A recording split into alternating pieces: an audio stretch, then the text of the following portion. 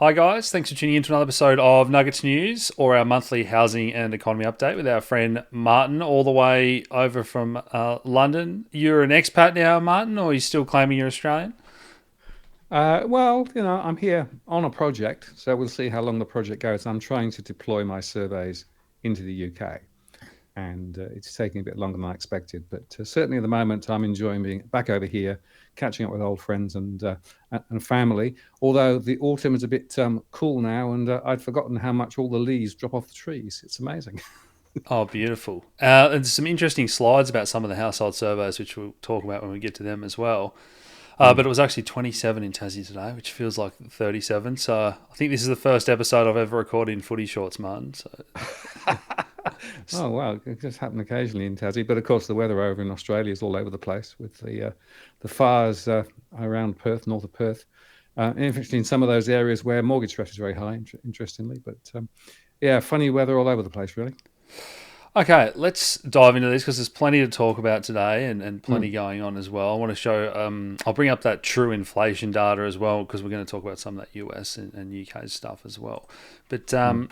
first up here, you've got bond yields cooling off after they peaked back in October. This is an amazing turnaround. So, when we did the last show, we were talking as across the US, the durations of bonds, 5% was showing up, you know, and everyone was saying, well, how high will rates go? Well, it's completely turned. So we've now got bond yields significantly lower, and they're continuing to move at a much more steady pace. Now, of course, the question is why? Well, the Fed speak over the last month changed a little bit, but it's interesting that some are still saying they think rates may have to go higher to be able to crush inflation. But some of the economic data started to show signs that the US economy is slowing and therefore inflation might be coming back into more control. But of course, everyone's still saying higher for longer. So it's really interesting just how dramatically the bonds have changed. And the corollary of that is the stock markets on the next slide have actually raced to new highs. And it's interesting now that we're in the situation where some markets are knocking on those all-time highs. In November, markets moved up dramatically. So the S&P up, 7, 8, 9 So amazing, a big turnaround. So the question is this now overdone the other way? In other words, our market's now factoring in effectively the assumption that we'll have a very soft landing and inflation will be under control, and then the central bank, particularly in the US, will be able to cut rates. And the view I have now is the markets now are being tool, um, you know, focused on rate cuts. The Fed is still saying rate cuts not in the short term. We've got to keep rates higher for longer to be able to tackle inflation. And it's interesting that inflation is knocking around, the 4 point something. It's still not at the 2 point something, which of course is what the Fed is trying to do. So markets, I think, are now fooling themselves on the other side. So we've had one head fake around bonds. Now we have another head fake around the stocks. Yeah. But interestingly, the other factor, if you go to the third slide, is that pretty much all of the boom in stocks is to do with the Magnificent Seven. In other words, those big tech stocks. And so if you look at the data here, you can see that basically, those have gone massively up, 71% higher. The remaining 493 companies in the S&P 500 were about 6% higher across the year, right? And so the S&P 500 up 19% across the year. So this is a very narrow-based story at the moment. And so the other question then, is it going to broaden out? Or are we going to see this continued bifurcation between the Magnificent Seven, which is all about AI, and the rest of the markets? And so those are some of the sort of the top line questions which the markets are trying to wrestle with. Yeah, a couple of things I'd add to that is when we saw this time last month when we were chatting and those rates peak around 5%, some of the Aussie banks have sold huge tranches of reasonably good grade bonds because at the end of the day, people think, well, the government aren't going to let the banks fail or the RBA isn't. So some of those bonds were yielding 7.5, even 8.5%, and they've been snaffled Mm, up by investors. It's very, very juicy yield, and that's we've seen again banks making huge profits even in tough times. But as you mentioned, yeah, those tech stocks, and I think it's been interesting. A lot of the chat in the news about open AI and firing Sam Altman, then getting him back, and that kind of thing. I think that, yeah, companies like that are very hard to compete with because of all the data they own to produce the AI, that they can become multi-trillion-dollar companies enjoying those big seven, I think, in the coming years. But yeah, I still think broadly that because there's been so much money printed, we can see stocks and houses and things continue to go into a bubble. As even if they have to be sold, it's by the people that are struggling, and they're just going to be sold to the hands of the wealthy. I think that's absolutely right. And of course, we've got massive amounts of liquidity around the place. And in fact, a lot of money flew back into the stock markets in recent times, having been in the bond markets previously. So we're seeing some switching around between asset classes. But you're right. We have so much liquidity, so much money printing that assets are potentially going to continue to bubble up unless we get this massive crisis. Now, it's interesting that the forward prognostication on future growth and the risk of deflation hasn't gone away completely. So there are some people talking about it, but the markets are ignoring it. So they're basically saying, whoopee, we're going to have a run up now, a Santa rally up to the end of the year. Yeah. And the question, I think, for me is not so much what's going to happen in November and December, but the first quarter of next year. Because if earnings continue to perform well, then stocks can continue to rise. If earnings begin to weaken, and there are some forward signs now that perhaps in some sectors like retail, earnings will be lower. So it'll be interesting to see. But you're right, there's too much liquidity, and our global economy has been messed by central bank strategies since 2008 that we're still wrestling with. Absolutely.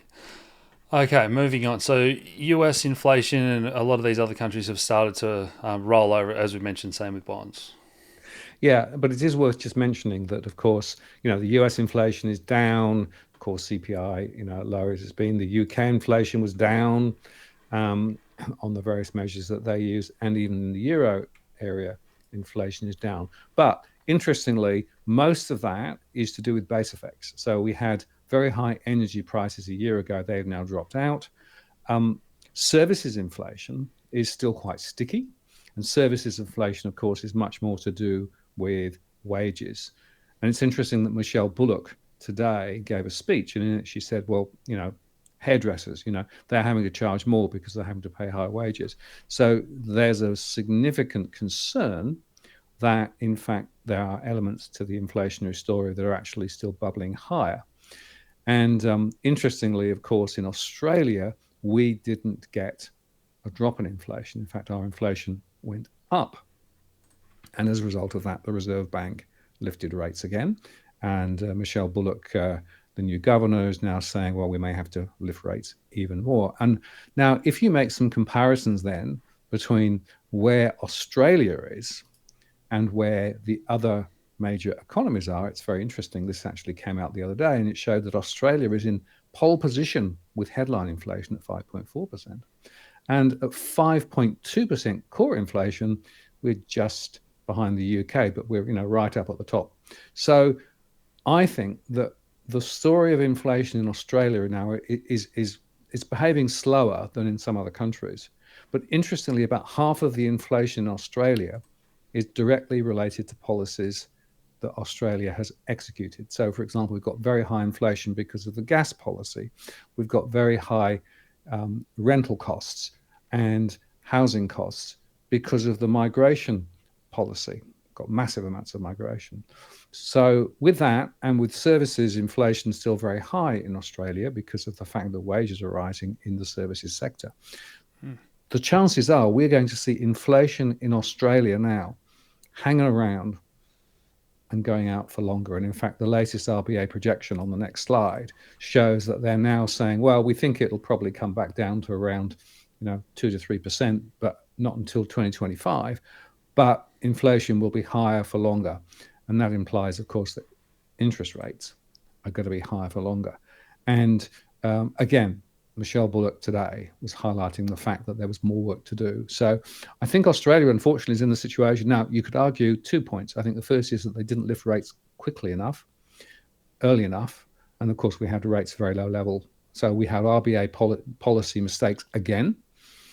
But the second point is a lot of the inflationary pressures now, it's not to do with the correction of supply chains. It's to do with local policies in Australia, which means that potentially, unless the policies from the government change, and migration will be one of those policies, we're going to see inflation in Australia hanging around, which means interest rates will be much higher for much longer. And that's very bad news. Yeah, so we've probably in previous episodes spoken about immigration directly and how that's going to put upwards pressure on house prices because we can't build enough houses. But we haven't spoken about those things maybe indirectly. You mentioned things like hairdressers. Well, if there's 500,000 more people, they've all got to get their hair cut. They've all got to buy food and do all those other goods and services that people take up. So that causes some of that stickier inflation. And the other thing is the state governments on infrastructure. So state government debt has now overtaken annual federal government debt spending. So spending on a lot of these projects and that type of thing, which takes away some of those builders that might have been building the houses, the materials that we have. That's that cycle that's more vicious maybe in Australia than some of these other countries because of immigration, because of our love of the housing market. Yeah, and of course, there are two observations there. The first is that the Treasury and the government welcome high migration. Why? Because at the top line, it helps to grow the GDP. They get more tax. And of course, as inflation rises, people are having to pay a lot more for the same things that they bought, which means they're paying more in the way of GST. And also, of course, they've frozen the various tax bands. So effectively, more people are now paying more tax. So inflation is working for the government in terms of helping their finances, but it's not helping individuals. And I come back to this point. A lot of the inflationary pressures in Australia are not now the result of the COVID problem or the supply chain disruption. It's a set of policy decisions that governments, this one and the previous government, have taken. And unless they make changes to those policies, inflation is going to stay higher for longer, which is going to put a hell of a lot more pressure on a lot more people. And, the simple answer is dial back migration, because if you do that, then some of these things can get sorted. If you don't, then effectively it's going to continue to be a problem. And, we've had 500,000 plus new people coming in the last year or so. The expectation is that those numbers are going to stay high. A lot of those people go into the rental sector, which means they're putting huge pressure on the rents. So that's why rentals are going up very significantly.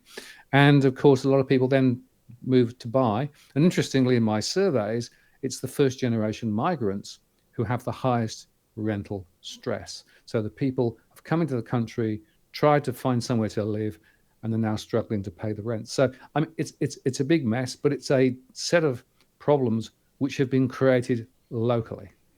Yeah, and the catch 22, because if you keep that immigration high, you kind of have to spend on infrastructure. Yep. Okay, Yep. so moving on. Household confidence is still pretty weak. Yeah, and not surprising. So, given all that we've said, and given the fact that in real terms incomes are going backwards, as we'll see in a second, households are really up against it, and certainly we've got a proportion of households that are still doing very well. They've got perhaps more savings, and they're getting bigger returns. As you said, you can get 6, 7, maybe even 8% on some investments now. But there's a lot of people who are not, and therefore overall confidence is very low. And we're in levels now of confidence that, well, we hadn't seen previously, and other than COVID. And there's not any sense at the moment of that changing anytime soon. So that's a problem. And interestingly, that's in the context of the next slide, which is that unemployment is still relatively low. And the latest numbers really showed that things were actually remarkable. Although Warren Hogan, who I quite like as an economist who's got a slightly different view, and he said that the RBA released the updated economic forecasts, which showed employment growth of 2.5%. Just later, basically, they're saying, hang on a moment, it's all over the place. So he's basically suggesting that the RBA hasn't got its modeling right, and that may indeed require higher interest rates as a result. But then the question is, are those numbers right? And on the next slide, well, maybe not, because there's a big question as to whether the current ABS methodology is capturing that migration we were speaking about. And it's interesting that if you look at the comparisons, as I showed on the previous slide, between what the Roy Morgan survey said and the ABS, there's a big diversification. And in the same on this slide, with the unemployment and job applications. So maybe the problem is that the ABS statistics are not adequately capturing the migration. It's interesting. I posted here a couple of little segments from the most recent ABS on this, and they're making the point that they're going to start inserting the census data, from 2021 into their modeling. So hang on a moment, we're taking a baseline of 2021, so that's before the 500,000 people have come into the country. So my argument is maybe the problem is not that unemployment is so low. Maybe the problem is that the ABS statistics are just way off, and therefore the Roy Morgan, which is showing a higher level of unemployment, is a better analog as to what's going on. So this is a really important point, because with such big migration coming in so quickly, I think the stats are just messed. Yeah, the other thing I'd add to that is the last time we saw a big uptick in unemployment years ago, the gig economy, the Ubers and that, where you could pick up a bit of work, and things that now might fall into underemployment, which doesn't get counted in unemployment. I just think the structure of the economy's changed a lot in recent years with a lot of these apps and that type of thing. No, you're dead right. And of course, the other thing is a lot of people now are getting multiple jobs. So they're working a main job, and then they're doing two or three small jobs, part-time jobs, gigs, or whatever. And so what we're seeing is that the hours worked, well, it ticked up a little bit, but not as much. So maybe the situation now is that all those people who had flexibility to basically work more to earn more have already got that. So, they can't go on doing more. So essentially, it's going to put more pressure. And the reason that people are having to do that is because real incomes are continuing to go backwards, which is the next slide. So if you look at this from an ABS perspective over the last few years, you can see that across the country, real disposable income per capita, so that's inflation adjusted, has dropped very significantly. And in fact, there was a chart that came out recently that showed, compared with other countries, Australia is leading the charge with a 5.1% annual drop in real gross disposable income per capita.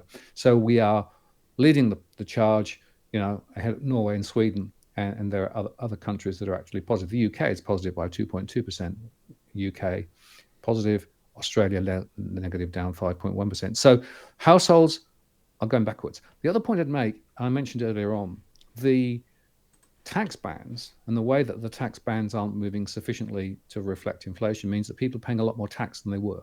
So more people are being pulled into the tax machine, and more people are having to pay more tax. So the point is that real incomes are dropping. You're paying more tax. Government will love you for that, of course, but it doesn't actually help. So I would argue that we've got a real crisis now in Australia, with the cost of living rising dramatically, but effectively wages, income not. Yeah, just for people at home that aren't familiar with tax brackets, what Martin's talking about is if you're on 119 grand a year and you get that pay rise up to 120, you might be celebrating. But if it makes you fall into the next highest tax bracket where you pay a bigger chunk as a percent of tax, then you're no better off. And as we're going through an inflationary time and more people are getting those, they may be slow and small increases, but it's pushing them up into those next tax brackets. Yeah, and in fact, in the UK, they've just had a mini budget in the UK, and because of tax bracket creep, they're now saying that they'll get an extra £50 billion in the forward period, simply because of tax creep. What they're able to do then is to actually give you a small amount of that back, which is what they announced. But in fact, net, the government is taking more and more. So they've got a higher tax take than after the Second World War in the UK. And I suspect the tax take in Australia is going the same way. So we're going to see more and more of incomes sucked into the tax system, which means the government will have more money. But of course, it's at the expense of ordinary households.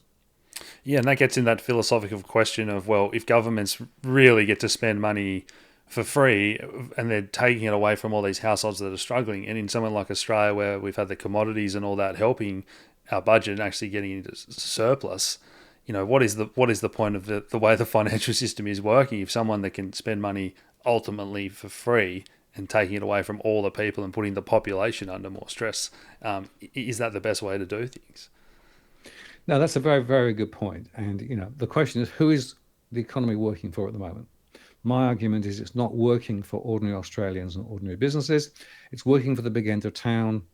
in a sense, it's working for the politicians who still manage to, bring those big salaries and the superannuation for the rest of their lives, etc. So, to what extent is the political agenda malaligned with ordinary people? I think it is. I think I have to say that the current government, I think, is doing a lot of stuff which is not helping. And I actually don't think that many politicians really get how serious this is for ordinary working people and ordinary small businesses. Again, in my surveys, I'm seeing this left, right, and centre. More people are under huge pressures, and you can do some things in the short term, but if the overall policy settings are actually not set right, then effectively the economy doesn't benefit you, and you become a cog in the machine. You have to, work harder, work longer, pay more tax, but who are the winners? Not ordinary people. Yeah, and I guess just off on a little bit of a tangent, we've seen in Argentina, the recent election, we get some that the mainstream would call, radical. But if that shows the extremes of the economy and monetary policy where they've had hyperinflation for so many years. We saw a country like El Salvador go, hey, let's adopt Bitcoin. It can't be worse than our local currency. Maybe Argentina do the same in the future, whatever it is, whether or not that's the right answer. But these types of things, when people do decide to revolt, can bring about radical changes with politicians being so out of touch and not representing the people. Yeah, and it's interesting that Argentina is suggesting they don't need a central bank anymore. As a big question: is are central banks part of the solution, or actually are they part of the problem? And I would argue that the combination of bad central bank policy, bad treasury policy, bad government policy that we've had in Australia explains how we've got to where we've got to. It didn't have to be like this. There were decisions that could have been taken differently, but they weren't. But of course, we're basically just being caught in this cross stream of significant financial uncertainty. And all the surveys that I'm seeing, whether it's from the Salvation Army or from some of the financial counselors, are saying they're getting more and more people who are just, at the end of their tether. What are they going to do? There's no way out. And it's, again, I come back to this point. This isn't just an accident. This is deliberate policy that's been run for a good number of years, and it's not benefiting ordinary Australians. Okay, so wages growth lagging in Australia. Yeah, and just to underscore that, well, we've had some wages growth, but we're still growing at a lower rate, despite the fact that inflation's higher. In other countries, wages growth has been quite a lot higher, and in fact, it's positive in the UK now for the first time, which is interesting. So again, Australia a long way behind, and no surprise then if you go on to the next slide, that means that household spending is tanking. This is from the recent RBA report. Whether you've got a mortgage, whether you have no mortgage, and pretty much every income quintile, in other words, different segments of the population, people are spending more on things they have to buy, and they're spending less on things that they would like to buy, the discretionary items. Though it's not equally spread, of course. Those without a mortgage, those with significantly higher incomes are doing somewhat better. But this is not good for the overall economy, because more than half of the economy is actually household spending. So if household spending tightens, that puts downward pressure on growth, on our momentum in the economy. And that's another problem. And again, it's because people don't have the money anymore. If you've got a mortgage, you don't have a mortgage, you're paying more for your, on interest. If you've got a mortgage, or if you've got rent, you're paying more on rent. So it is much more difficult now than it was to navigate this. No surprise then that we're going to see spending tanking. Question is, what will happen over Christmas? Will people say, oh, hang on, I'll just have a good Christmas, think about it in the new year? Probably. A lot of that will go on to short-term debt. So credit card debt's rising. Buy now, pay later is also, still quite strong. That could be an issue, which people will say, well, we'll sort it out after Christmas. We're going to have a good Christmas anyway. So we'll see whether that plays out or not. Yeah. All right. So this is a good example, and I might just bring up that Trueflation data I was talking about, where the way that they measure inflation in the UK. Where are we here? UK inflation rate. So they had it peaking at around 22% in January this year, and it's come down all the way to around 4 or 5% in the way that they measure it. And when we look at this chart, that's about the gap, 25% between the value and the volume of things that people are buying in the UK. Yeah, and what's interesting about the way that the UK reports it, it's much clearer than the Australian methods for reporting all of this stuff. So it really shows that because of the fact that the value has gone up because the price has gone up. So what it basically is saying, you are having to spend more than you spent last year just to buy the same things. Now you might buy cheaper things, but if you look at the total volume of things that you bought, it's not gone up at all. In fact, it's going backwards. And we're seeing exactly the same in Australia too, and another example in other Western countries too. So this is inflation in action. Inflation is a tax, effectively. It's a tax on everybody who is spending because you're spending more to buy less, and that's a real problem. Like I said, with half of the economy driven by what consumers do, if consumers are actually in terms of volume spending less, that's going to have a downward pressure. And by the way, in Australia, of course, we've had very strong migration. So you would expect to see retail growing a little bit more than the UK, but it's still somewhat similar in Australia too. It's just the information is less easily presented. Yeah. For that website, if anyone wants to have a look, it's just trueflation.com. You go through the It's US it's worth and looking at. It's yeah, really quite interesting the way that they do it, and it's much more accurate, I think, than the official numbers. Surprise, surprise. yeah. All right. So housing affordability. Yeah, so this is interesting. So the CBA came out and said housing affordability is pretty much shot, right? And they actually showed the average and median. So that's the chart. But it's interesting. The way they calculated it was they took basically the average dwelling price and the assumption that the average household had two average household incomes. So you can see here that their assumption was that in Sydney, the average household income was $215,000 and the average dwelling price just over $1 million, right? If you take Hobart, they're saying the average household income in Hobart, $185,000 and the average price in Hobart, $655,000. Now, then they said, well, actually it's shot, affordability is a problem. But my argument is, yeah, but actually that's those household income assumptions to dual income, you know, incomes are actually not right. So I actually put at the bottom of that chart there, down on the bottom right, the average out of my survey. So this is average real income. This is gross income. And you can see here that in New South Wales, the average gross income is about $122,000, whereas they thought it was $215,000 for their modeling. So if you think housing affordability is shot, as CBA has said, in real terms, it is absolutely shot. Yeah, and I think there was another article floating around social media that grabbed the headlines.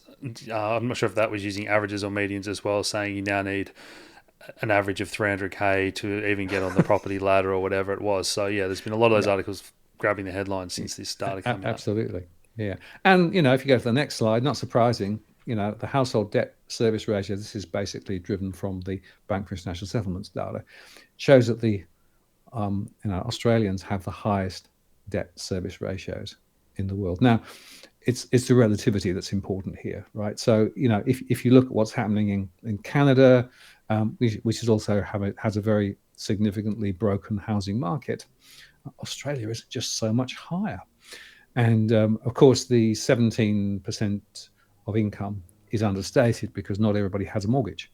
So it's an artificial number, but relatively speaking, we're actually in Australia right at the top of the league. We've been there for some time, and you can see just how steep that rises, which means that people are going to have real issues going forward.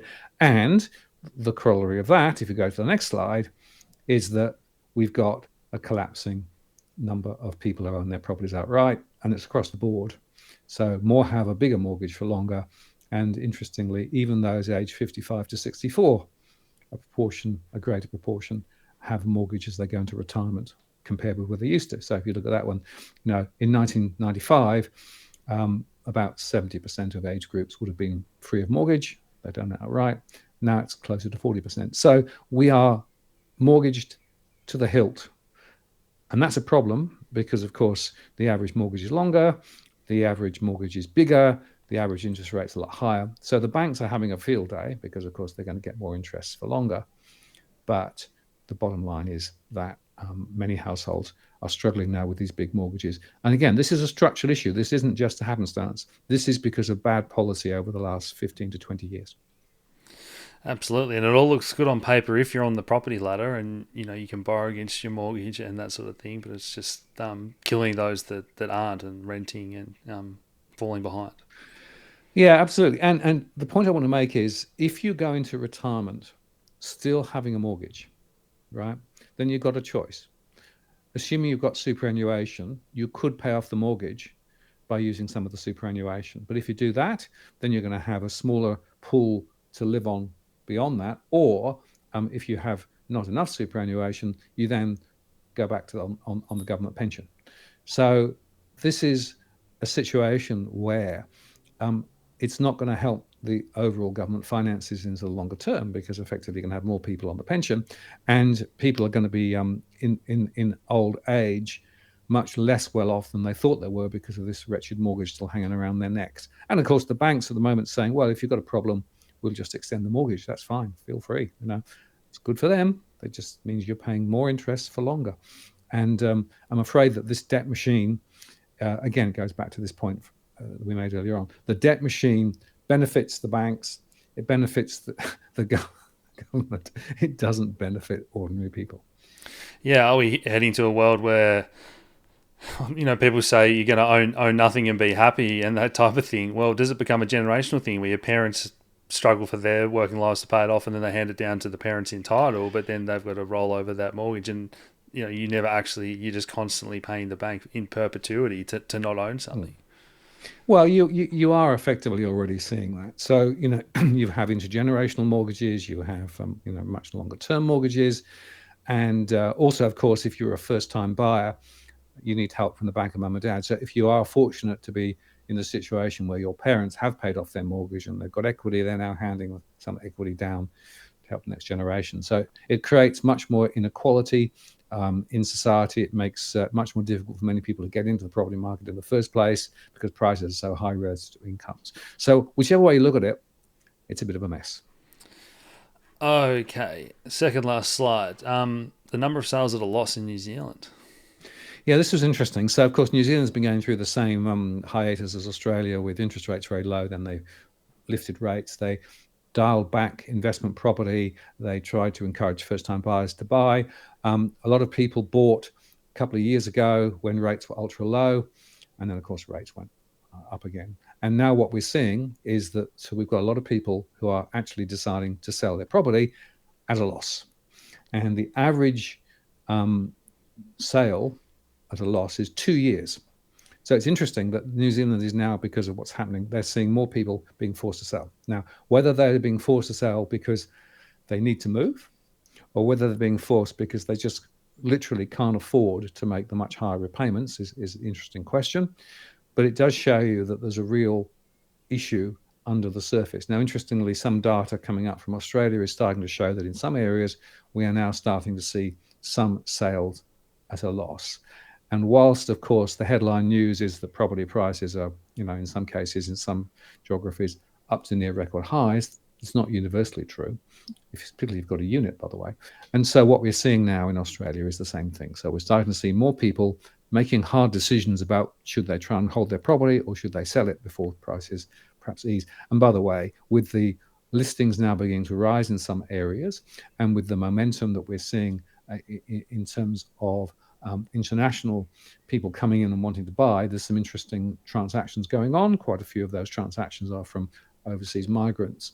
And so again, local people are finding they're able to sell if they need to sell, but some as a loss. So it's just a little observation. Takes time to work out. It's going to take 2 or 3 years before we see how this all shakes through, but it's quite interesting. Yeah, I guess the thing I've heard from a few of my real estate agents friends are that people are starting to sell that second that second home now. The property's rebounded strongly, and they can do what we say and go, hey, you know what? If I'm about to retire, I can get 5, 6, 7%, or maybe they want to roll it into the stock market or whatever else, just have that cash in the bank. So yeah, we're starting to see it. Whether or not that's at a loss, I'm not sure. Rounding out the SQM scenarios. Yeah, it's interesting because Lou Christopher's published his annual projections and scenarios. And it's quite interesting just looking at them. So he's basically saying, look, There are a different number of different scenarios, but it's interesting how he's now calling out specifically the issue of population growth will impact house prices, which is, I think, a very important observation. It's one that I've been talking about for some time, and I include it on my modeling. But he's saying there are scenarios where you could see property prices slide a bit. There are also scenarios where you might see property prices not sliding and moving up in some areas. But it does look to me as though the story of Sydney and potentially Melbourne is that there's actually a bit of downside risk there, and of course it depends on what happens to interest rates and it depends on what happens to migration. But it's interesting now that in his scenarios he is really now drilling into the impact of migration, which for me is probably the most significant influencing factor and explains why it is that house prices are doing what they're doing at the moment. Yeah, and I even think that other scenario we've spoken about, but just because there's been so much money printed, and you think about things, houses are being priced in Aussie dollars, which has lost its value if migrants are moving over from countries that had stronger currencies or all those reasons. I really think that we can see a bubble in a lot of assets just sheerly from the amount of liquidity that's floating around there. Even though on the flip side of that, we might have the recession, unemployment might be ticking up, and none of that stuff matters proportionally to how much money is being printed because of what we saw the last few years. Yeah, and you've made a really important point. Maybe the way to think about it is not so much it's about the inflation of prices, it's the devaluation of the dollar. So in other words, your purchasing power has been eroded dramatically thanks to government policy and central bank policy. And if you are in that fortunate position of in the few percent who've got huge amounts of assets, huge amounts of capacity, you're doing really well at the moment. But for a lot of other people, the spending power is continuing to go backwards. Your incomes are not growing in real terms, anything like sufficient to be able to actually stand still. You're going backwards there. And the prognosis is, unless something fundamentally changes, we're going to see more and more of the same thing, which then takes you into the question, well, so maybe the whole financial system is bust. And if it is bust, what are the alternatives? Which of course then takes us into the the crypto discussion and all those sorts of things. And it's not surprising that some people are looking for alternatives because the financial system isn't fit for purpose, not for ordinary people at the moment. Yeah, absolutely. Well, guys, if you want all the latest data, all the links to follow Martin's social media and videos are down below. And if you do want some of that crypto research you're doing, head over to the links for our socials down there as well. But great episode. Appreciate the slides. I hope everyone's enjoying these. Seem to be getting more and more packed with things to discuss lately, Martin, which has been great. So hit that like button, subscribe if you haven't already, share these videos around, and we'll talk again soon. Cheers. Cheers. Thanks, Martin.